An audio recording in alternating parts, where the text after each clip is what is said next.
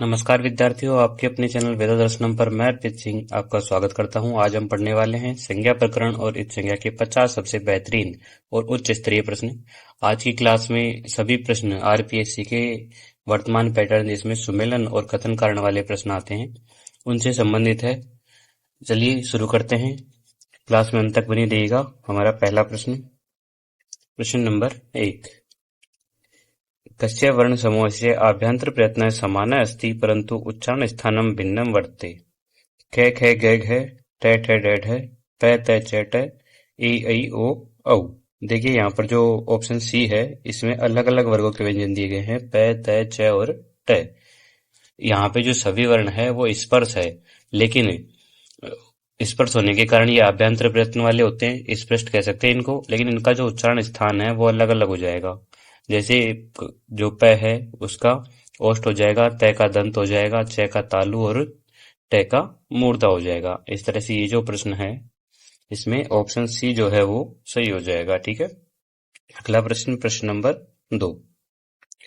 सुबन्तानां तिङन्तानां च का संज्ञा भवति। पदम, संहिता, संयोग अथवा सवर्णम।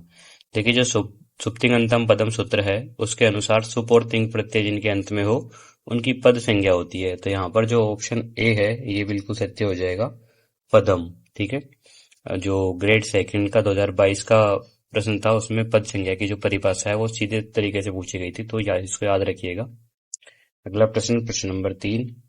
व्यंजन वर्णस्य इत्संज्ञा विधायकम सूत्रम निर्धारयत्। व्यंजन वर्ण का जो इत्संज्ञा विधायक सूत्र है उसका निर्धारण करना है। उपदेशे अजनुनासिकित ऐदर्शनम लोपय तस्य लोपय अथवा हलन्त्यम। देखिए जो हलन्त्यम सूत्र है वो उपदेश अवस्था में जो अंतिम हल व्यंजन होता है उसकी संज्ञा करता है। तो यहाँ पर जो ऑप्शन डी है हलन्त्यम ये बिल्कुल सत्य हो जाएगा। ठीक है। हलन्त्यम से जो व्यंजन वर्ण होते हैं हल वर्ण उनकी संज्ञा होती है। ये जो प्रश्न है वो कई बार रिपीट हो चुका है। अगला प्रश्न नंबर 4। संहिता संज्ञा विधायकम सूत्रम किम। हलो अनंतरा संयोगे परः सन्निकर्ष संहिता सुप्तिगंतम पदम अथवा तुल्यास्य प्रयत्नम सवर्णम। देखिए जो संहिता संज्ञा विधायक सूत्र है वो कौन सा ये पूछा गया है। तो यहाँ पर जो ऑप्शन बी है परः सन्निकर्ष संहिता ये बिल्कुल सत्य हो जाएगा। इसका अर्थ होता है वर्णों की अत्यधिक निकटता को संहिता कहते हैं। ठीक है। अगला प्रश्न नंबर 5।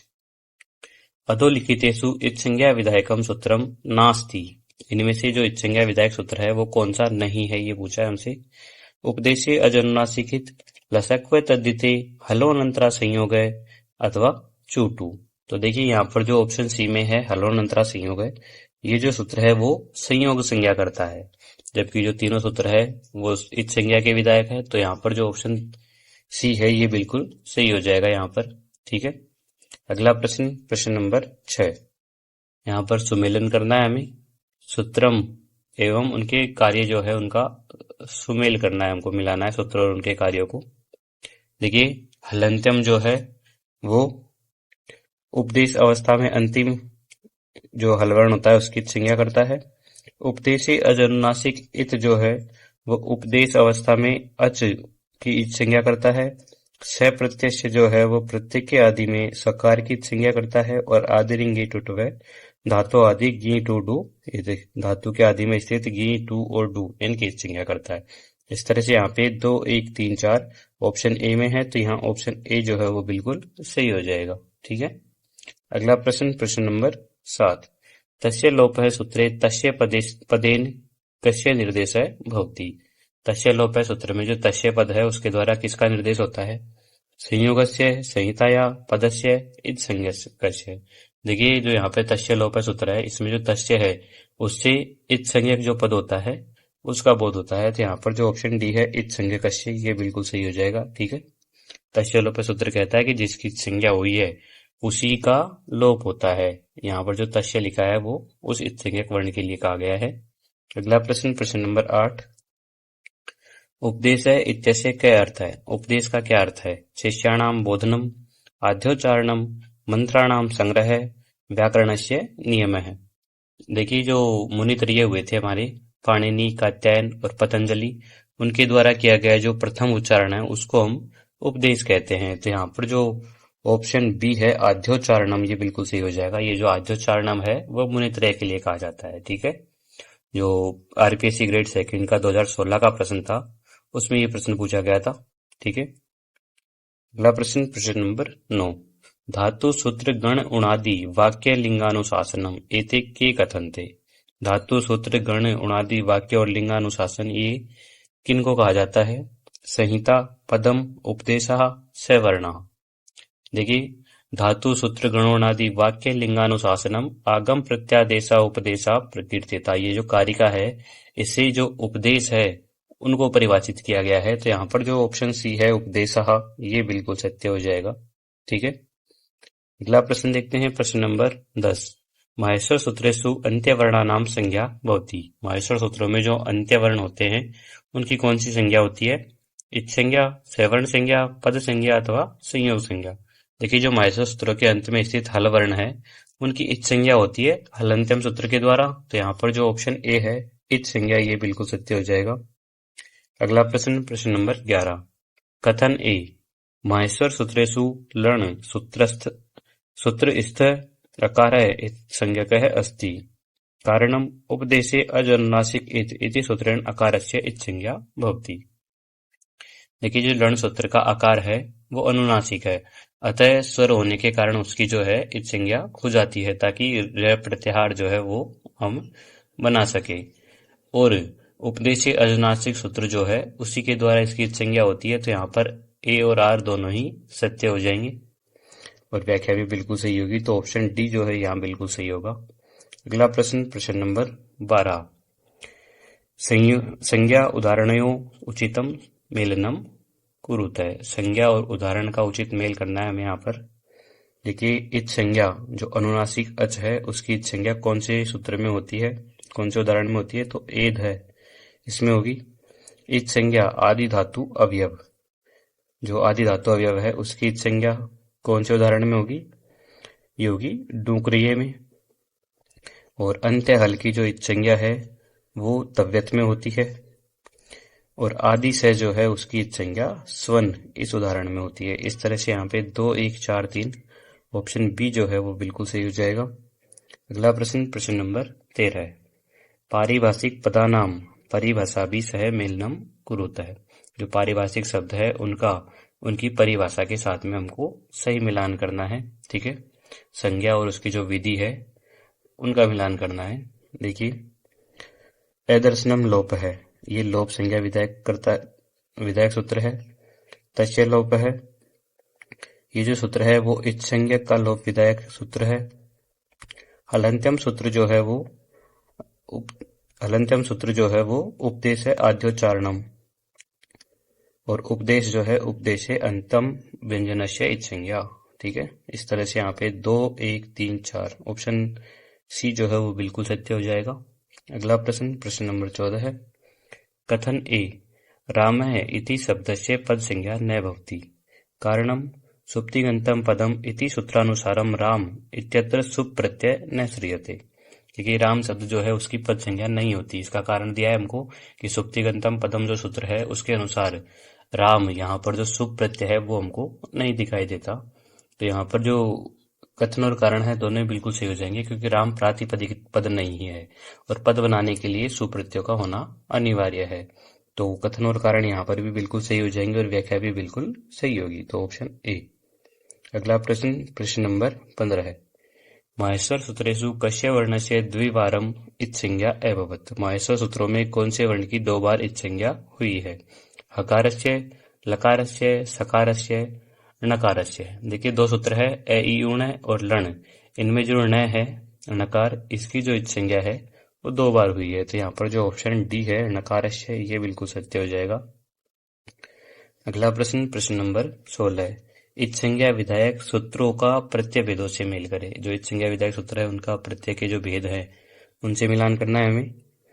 चूटू प्रत्यय से आदौ च वर्ग ट वर्ग, ये प्रत्यय के आदि च वर्ग और ट वर्ग का लोप करता है, इच् संज्ञा करता है। लसक्व तद्धिते जो है वो अतद्धिते प्रत्यय से आदो ल से कु, ठीक है, ल से और कु की इच् संज्ञा करता है। स प्रत्यय से जो है वो प्रत्यय के आदि में स्थित स की संज्ञा करता है और हलंत्यम जो है प्रत्यय के अंत में स्थित हल वर्णों की संज्ञा करता है। इस तरह से 2, 1, 3, 4 ऑप्शन बी में है। ऑप्शन बी बिल्कुल सत्य हो जाएगा। अगला प्रश्न, प्रश्न नंबर 17। कथन ए इत्संज्ञक वर्णाः अनुबन्धा अपि कथ्यन्ते कारणम् एतेषाम् अदर्शनम् लोपः न भवति। इत्संज्ञक वर्ण जो होते हैं उनको अनुबंध भी कहा जाता है। इसका कारण है क्योंकि ये अदर्शनम लोप है न भवति, यहाँ पर अदर्शनम लोप है नहीं होता। देखिए यहाँ पर जो कथन है वो तो बिल्कुल सत्य है, लेकिन कारण जो है वो गलत हो जाएगा क्योंकि इत्संज्ञक वर्ण जो है उनको अनुबंध कहते हैं और उनका जो लोप है वो निश्चित होता है, अतः कारण आर जो है वो असत्य हो जाएगा। तो यहाँ पर जो ऑप्शन सी है ए सत्यम आर असत्यम, ये बिल्कुल सही हो जाएगा। अगला प्रश्न, प्रश्न नंबर 18। न विभक्तौ तुष्मा इति सूत्रम कस्य अपवादः। हलन्त्यम चूटू टसक्व तद्धिते उपदेशे अज अनुनासिक इत। देखिए न विभक्तो तुष्मा ये जो सूत्र है वो किसका अपवाद है, ये पूछा गया है। तो ये जो सूत्र है वो विभक्ति में स्थित तयवर्ग सकार और मकार, ये जो तुष्मा कहा गया है इसका मतलब है तयवर्ग सकार और मकार, इनकी इत्संज्ञा का निषेध करता है और इनकी जो इत्संज्ञा है वो हमको हलन्त्यम से प्राप्त होती है। तो इसमें जो ऑप्शन ए है हलन्त्यम, ये बिल्कुल सत्य हो जाएगा। ठीक है, सेकंड ग्रेड 2018 के में ये जो अपवाद है वो पूछा गया था। अगला प्रश्न, प्रश्न नंबर 19। वर्णों की कोटि और उनके संज्ञाओं का मिलान करें। जो वर्णों की कोटि और उनके संज्ञाओं का मिलान करना है हमें। ठीक है, देखिए जो अच है उनको हम स्वर कहते हैं, हल जो है इनको हम व्यंजन कहते हैं, संयोग जो है वो हलोनंतरा संयोग है और इत या व्यंजन जो है उनको इत संज्ञा जो है वो हलंत्यम से होती है व्यंजनों की। इस तरह से 3, 4, 2, 1 ऑप्शन डी में है, तो ऑप्शन डी यहाँ बिल्कुल सत्य हो जाएगा। अगला प्रश्न, प्रश्न नंबर 20। कथन ए लसक्व तद्धिते सूत्रम तद्धित प्रत्ययेषु न प्रवर्तते अत्र अतद्धिते इति पदस्य अनुवृत्ति भवति। देखिए यहाँ पर भी जो कथन और कारण है दोनों ही बिल्कुल सही होंगे। लसक्व सूत्र जो है लसक्व तद्धिते, ये तद्धित प्रत्ययों में नहीं लगता है क्योंकि यहाँ पर अतद्धिते इस पद की अनुवृत्ति मानी जाती है। तो इस तरह से यहाँ पे कथन कारण दोनों बिल्कुल सही हो जाएंगे और व्याख्या भी बिल्कुल सही है, तो ऑप्शन बी बिल्कुल सही हो जाएगा। ए तथा आर द्वौ सत्यौ आर ए इत्यस्य समीचीना व्याख्या अस्ति। अगला प्रश्न, प्रश्न नंबर 21। सवर्ण संज्ञाया कृते अनिवार्यम किम। सवर्ण संज्ञा के लिए अनिवार्य क्या है। उच्चारण स्थानम आभ्यंतर प्रयत्नस्य बाह्य प्रयत्न केवलम उच्चारण स्थानम बाह्य प्रयत्नस्य केवलम आभ्यंतर प्रयत्न है। देखिए जो सूत्र है सवर्ण संज्ञा का उसके अनुसार जो तुल्यास्य प्रयत्नम सवर्णम है उस सूत्र के अनुसार जो आशय आशयतम स्थान और प्रयत्न जिनमें जो आभ्यंतर प्रयत्न है उन दोनों का समान होना सबसे आवश्यक है। तो यहाँ पर जो ऑप्शन ए है ये बिल्कुल सत्य हो जाएगा, उच्चारण स्थानम आभ्यंतर प्रयत्नस्य। अगला प्रश्न, प्रश्न नंबर 22। रिवर्णस्य कति भेदा सन्ति। रिवर्ण के कितने भेद होते हैं। 12, 16, 18, 63। देखिए जो री है उसका ह्रस्व दीर्घ और प्लुत तीनों भेदों के साथ में उदात्त अनुदात्त स्वरित और अनुनासिक और अनुनुनासिक इस तरह से टोटल 18 भेद होते हैं। तो इसमें जो ऑप्शन सी है अष्टादश, ये बिल्कुल सत्य हो जाएगा। अगला प्रश्न, प्रश्न नंबर 23। रील री वर्णयो मिथय सावर्ण्यम वाच्यम वार्तिकेन का संज्ञा भवति। रील री वर्णयो मिथय सार्वच्यम वार्तिक जो है इसके द्वारा कौन सी संज्ञा होती है। पद संज्ञा, संहिता संज्ञा, इत संज्ञा अथवा सवर्ण संज्ञा। देखिए री का स्थान जो है वो मूर्धा है और लरी का स्थान दंत है, लेकिन ये जो वार्तिक है इससे इन दोनों की सवर्ण संज्ञा होती है। तो यहाँ पर जो ऑप्शन डी है सवर्ण संज्ञा, ये बिल्कुल सही हो जाएगा। ठीक है, याद रखिएगा ये जो वार्तिक है वो री और लरी दोनों की सवर्ण संज्ञा करती है, जिससे इन दोनों के जो भेद है वो कुल 30 हो जाते हैं, क्योंकि री के भेद जो है वो 18 और लरी के भेद 12 होते हैं। लरी का दीर्घ नहीं होता था, इसके 12 भेद होते हैं। अगला प्रश्न, प्रश्न नंबर 24। नाच जलौ इति सूत्रम कस्य निषेधम करोति। नाच जलौ सूत्र किसका निषेध करता है। पद संज्ञाया, अच हल वर्णयो सवर्ण संज्ञाया, संयोग संज्ञाया अथवा संहिताया।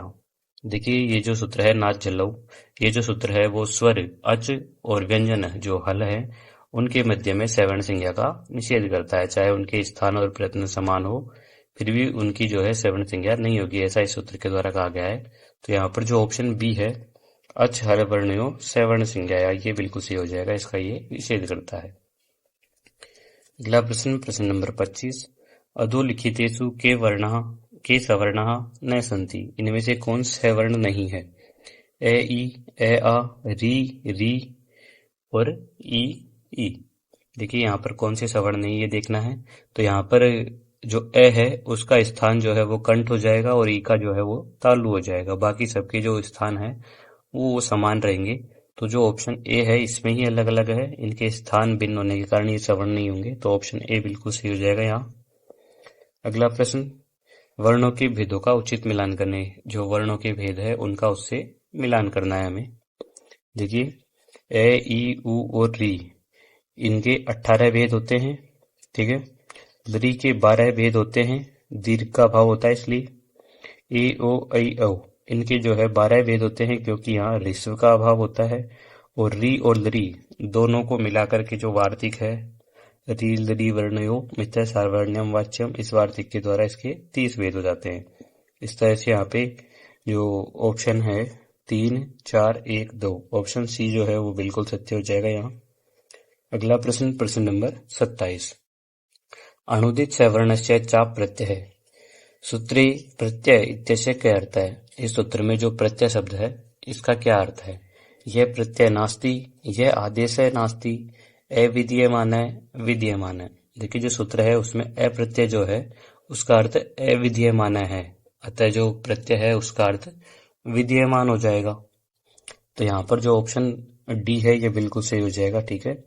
सूत्र में अप्रत्यय लिखा है लेकिन हमको अर्थ किसका बताना है? प्रत्यय का। अगर अप्रत्यय का पूछे तो अविधीयमान होगा और प्रत्यय का पूछा इसलिए विधीयमान होगा, इसको ध्यान रखिएगा। अगला प्रश्न, प्रश्न नंबर 28, कथन ए, ऋकारस्य परस्परम सवर्णा न सन्ति, कारण हेतु उच्चारण स्थानम समानम वर्तते।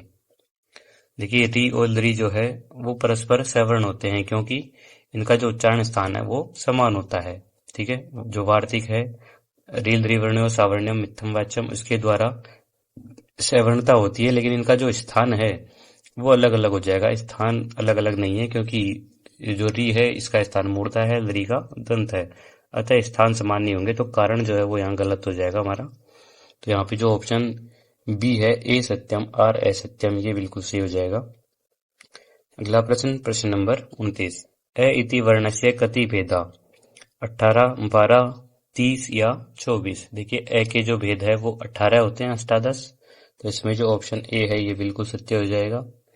अगला प्रश्न, प्रश्न नंबर 30, वर्णों और उनके उच्चारण स्थानों का मेल करें। तो देखिए यहाँ पर जो क वर्ग है उसका उच्चारण स्थान होता है अकुह विसर्जनीय नाम कंठ है। च वर्ग जो है उसका होता है ईचु यशा नाम तालु।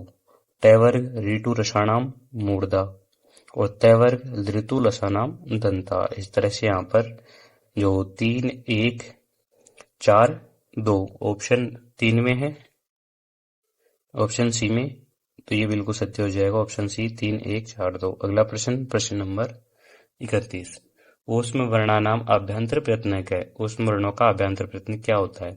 स्पृष्टम, ईषद स्पृष्टम, विवृतम अथवा ईषद विवृतम।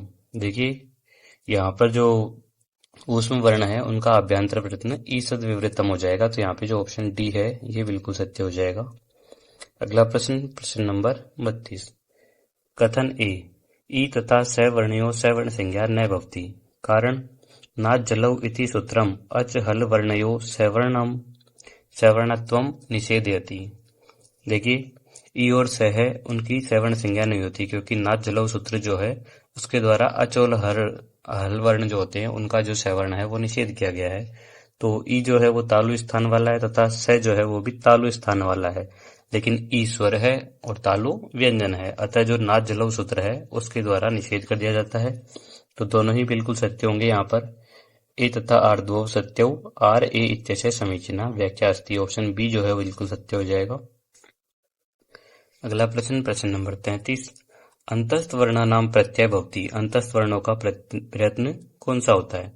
ईसद स्पृष्टम, स्पृष्टम, विवृतम अथवा संवृतम। देखिए जो अंतस्थ वर्ण होते हैं उनका जो प्रयत्न है वो ईसद स्पृष्टम होता है, तो ऑप्शन ए जो है वो बिल्कुल सही हो जाएगा। अगला प्रश्न, प्रश्न नंबर 34, आभ्यंतर प्रयत्नों का मिलान करें। देखिए जो स्पृष्ट है वो स्पर्श हो जाएंगे, स्पृष्टम में स्पर्श वर्ण जो होते हैं वो आते हैं। ईसद स्पृष्टम में जो अंतस्थ वर्ण होते हैं वो आते हैं। ईसद विवृतम में ऊष्म वर्ण आते हैं और विवृतम में जो सारे स्वर होते हैं वो आ जाते हैं। इस तरह से यहाँ पे 3, 1, 2, 4 ऑप्शन सी जो है वो बिल्कुल सत्य हो जाएगा। अगला प्रश्न, प्रश्न नंबर 35, कथन ए तथा ऐ सवर्णा न सन्ति, कारण पाणिनीय मते आभ्यंतर प्रयत्ना चत्वारः एव सन्ति। ए तथा ऐ जो है वो सवर्ण नहीं होंगे, क्योंकि पाणिनी के मत में जो आभ्यंतर प्रयत्न है वो 4 ही होते हैं। देखिए ए और ऐ जो है वो सवर्ण नहीं है, क्योंकि माहेश्वर जो है उनमें इनका अलग से पाठ किया गया है। तो कारण जो है वो बिल्कुल सत्य है यहाँ पर भी, क्योंकि भट्टोजी दीक्षित जो है उन्होंने 5 प्रयत्न माना है, जबकि जो पाणिनी है उन्होंने मूलतः 4 ही माने हैं। तो कथन जो है वो सही व्याख्या नहीं कर रहा है यहाँ पर। तो जो ऑप्शन डी है ए तथा आर द्वौ सत्यो परंतु आर ए इत्यस्य समीचीना व्याख्या नास्ति, ये बिल्कुल सही हो जाएगा यहाँ। अगला प्रश्न, प्रश्न नंबर 36, वर्णों की सवर्ण संख्या जो है उनका मिलान करना है हमें।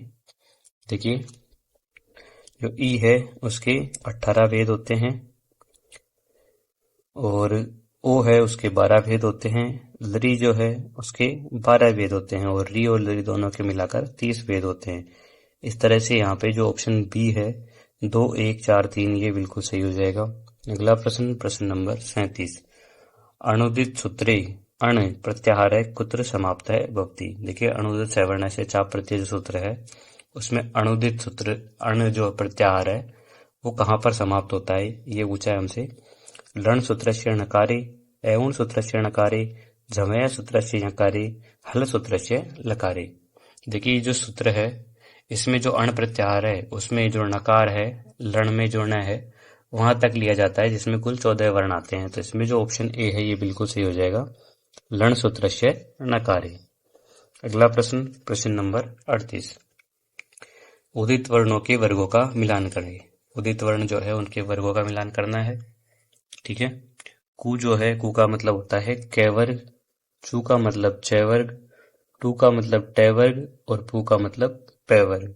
इस तरह से यहाँ पे 3, 4, 1, 2 ऑप्शन डी जो है बिल्कुल सत्य हो जाएगा। अगला प्रश्न, प्रश्न नंबर 39, कथन ए सवर्ण संज्ञा प्रक्रियायाम बाह्य प्रयत्नानाम गणना न क्रियते, कारण तुल्यास्य प्रयत्नम सवर्णम सूत्रे आस्य पदेन केवलम उच्चारण स्थानम गृह्यते।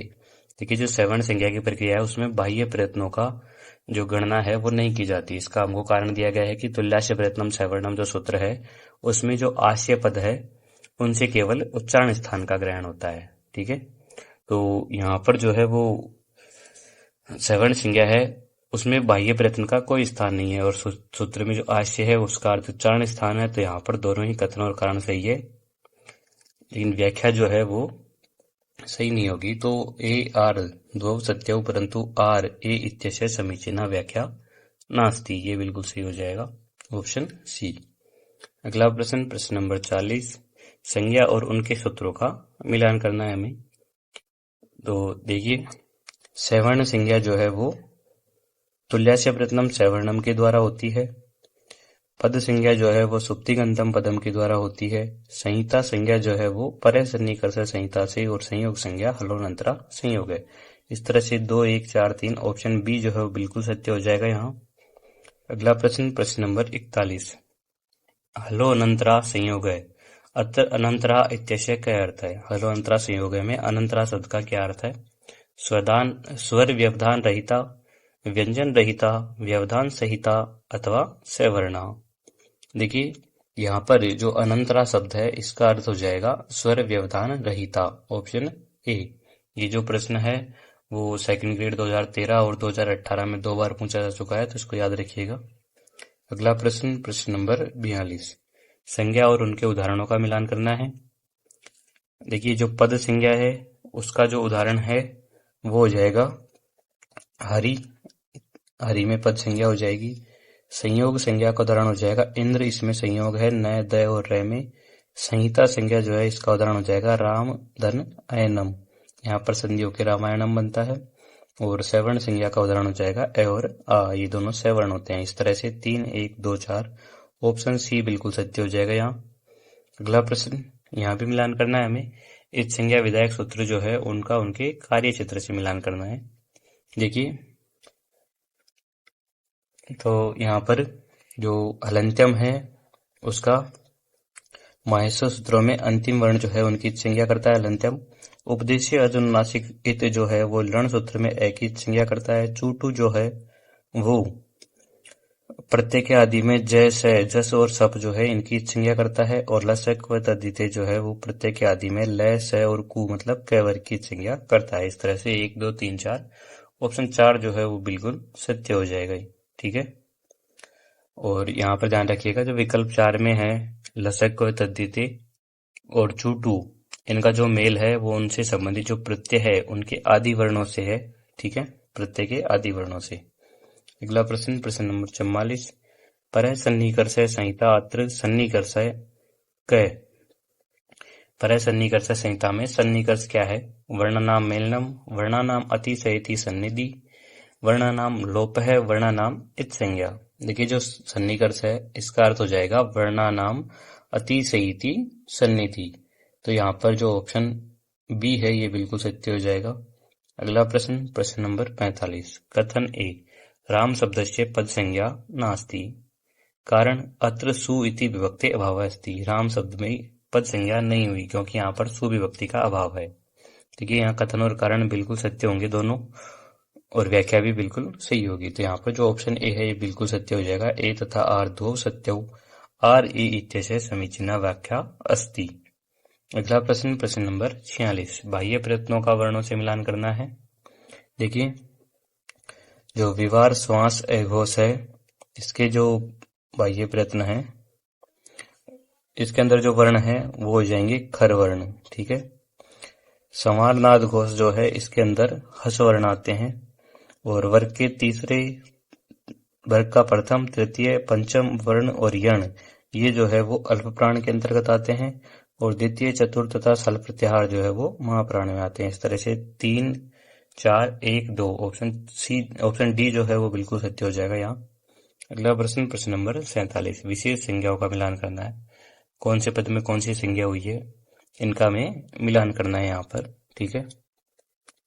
देखिए जो नदी संज्ञा है वो हरि शब्द में हुई है सैसोग्य सखी से। घी संज्ञा जो है वो नदी संज्ञा जो है वो गौरी में होगी, नदी संज्ञा जो है वो गौरी में हुई है। ठीक है। घी संज्ञा जो है वो हरि शब्द में सैसोग्य सखी से होगी। पद संज्ञा जो है वो सुप्तिगंतम पदम से होगी। और संहिता संज्ञा जो है वो वर्णानाम अतिशयति सन्निधि।